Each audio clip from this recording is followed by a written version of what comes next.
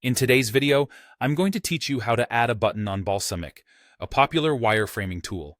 If you're new to creating wireframes or just exploring Balsamiq, this guide will walk you through the simple process of adding and customizing buttons in the Balsamiq interface. Let's dive in. First, you'll want to open your web browser. It doesn't matter which one you use, whether it's Chrome, Firefox, or Safari. They'll all work just fine for this purpose. Once you've opened your browser, head over to the search bar and type Balsamiq. When you hit enter, a list of search results will appear. You're looking for the official Balsamiq website.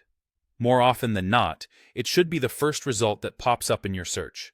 Alternatively, a good way to ensure you're going to the right place is to look for the URL that reads balsamiq.com. Click on that link and you'll be taken to their website. Now, once you're on the Balsamiq homepage, look for the Log In button. It's usually located at the top right corner of the page.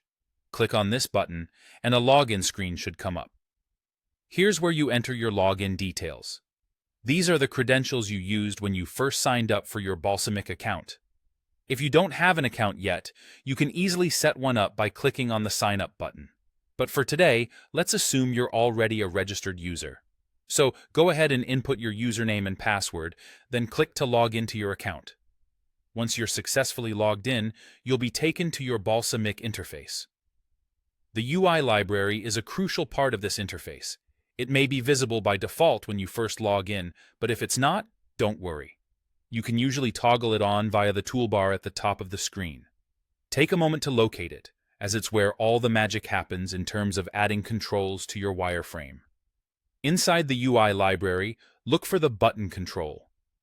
Balsamiq's library is quite user-friendly, so you should be able to find it easily.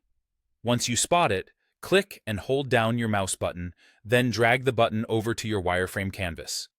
Release the mouse button to place it exactly where you want it on your wireframe.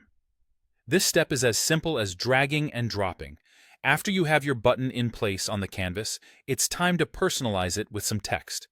Double-click on the button that you just placed. A text editing option will typically appear, allowing you to type in whatever label you'd like your button to have. Whether it's submit, cancel, or anything else, make sure it fits the function you're intending. And that's it. You've just added and customized a button in Balsamiq. Once you're happy with how it looks and functions within your wireframe, you can continue building the rest of your design around it. Hopefully, this tutorial has made the process clear and straightforward. Thanks for watching, and happy wireframing.